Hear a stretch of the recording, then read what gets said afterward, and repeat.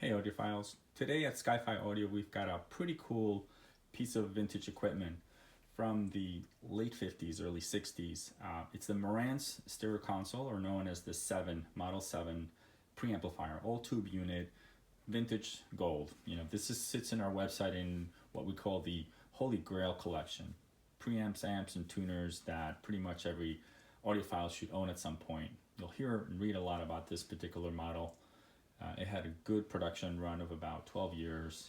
A bunch were produced, but not too many, not in the same sort of quantities as Macintosh could have manufactured.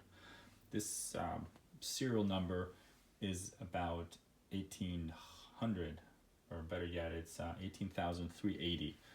Production run, I think, started at 10,000, so this is about the 8,380th piece made. There's some controversy about how many were made, but there weren't a ton of them. A lot of them survived and are in collectors' hands, so if you can get a hold of one of these, you're a lucky audiophile. This would have competed with probably a Macintosh C20, C22, about similar price range and build quality, design, and construction. The 7 had a bit of a more innovative phono section, but they're all real wonderful preamps. Let's see, let's talk about a bit of the features. So this utilizes 6 12AX7 tubes. We've got a cool set of English-made Mullard matched tubes in this unit that are working beautifully and sounding pretty warm and luscious. The controls in the front are fairly common, although there are one or two things that are unique to this model. So we'll go through the front panel. I'll go function by function, and then we'll move to the back and talk a bit more about how this would have been connected and what all the jacks and things in the back are. So during its production, which started around 1958 and ran through probably around mid-60s, 65, there were very few changes made to the Model 7. Mostly they added a wooden case at some point and made some slight cosmetic changes. The color paint of the chassis changed from the early production runs. But this is known to be been designed by both Sol Marantz and Sid Smith, and obviously produced at Marantz. So legendary engineers and manufacturers. Let's go through the buttons and stuff. So here we go. So the left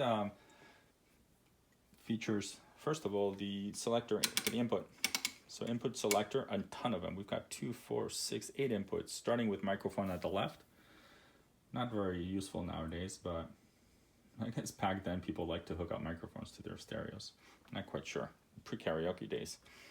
So microphone is the first input, then there are 2 phono inputs, 1 and 2. So this is great if you've got 2 turntables, 2 tone arms, or anything of that nature. Also not found in modern preamps. Pretty cool. The third or fourth input is the tape head. So this would have been in the days where you wanted to connect the head from the tape recorder, where there was probably reel-to-reel back then, because they did not have cassettes. So you could have hooked up the tape head from the reel-to-reel directly to the preamp and used the built-in section on the preamp. Followed by the FM AM input, which is actually a mono input, you'll see in the back. Followed by a stereo input for FM multiplex. That's a full feature left-right channel. Then we've got the TV input and an auxiliary input, probably for, let's see, everything else is spoken for, so I'm not even sure what's left for auxiliary, maybe a second tape deck or something.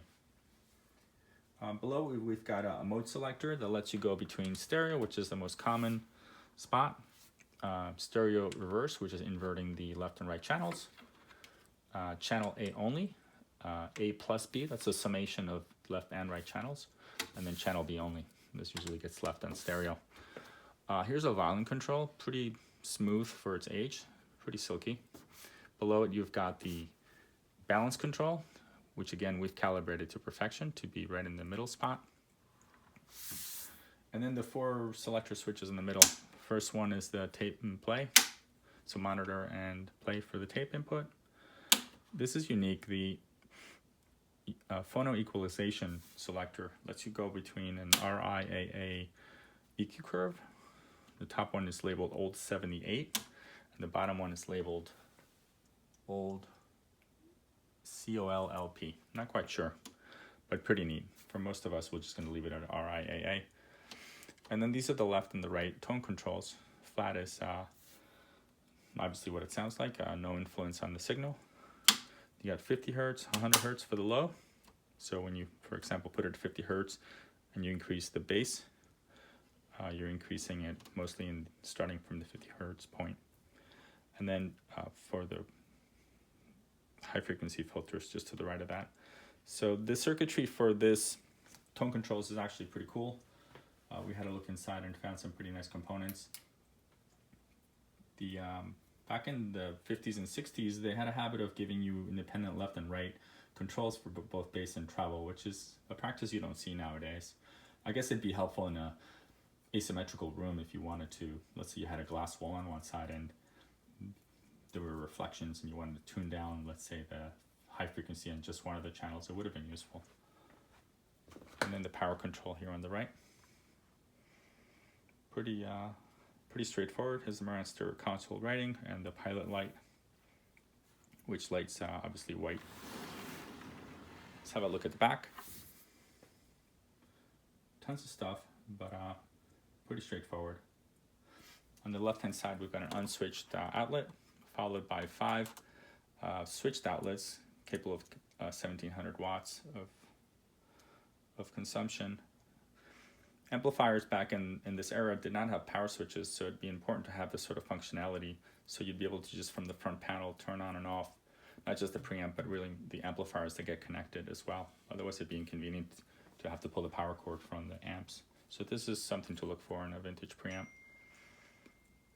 Then we've got 2 rows of inputs. Top one is labeled channel A, the bottom one is labeled channel B. They're all exactly the same, so left and right channels. From left to right, we've got the output levels. And again, in our lab, we went through a lot of trouble to make sure that we first matched these perfectly to each other using an oscilloscope and a frequency generator. And then in the front of the panel, we centered the balance knob to be exactly at the dot that is displayed. So fully calibrated and tested. From the next are the outputs for the amplifier. There are 2 sets of amplifiers outputs. Then this recording output and then tape, play and monitor input. Auxiliary, television, FM multiplex. So this is your FM stereo inputs. Then there are mono. Actually, no, it's just another stereo pair. You can choose between AM and FM in case you had a separate tuner. I do not know what these do. They're labeled NARTB, some sort of tape EQ adjustment. Then the tape head input, the 2 phonos, and finally the microphone input. Just below you'll see the chassis ground for hooking up the grounding to a turntable. And then the 612AX7 ECC83 tubes. And again, we've got a set of Mullards, English made, that are installed in that position. And it's complete with all the tube covers for noise.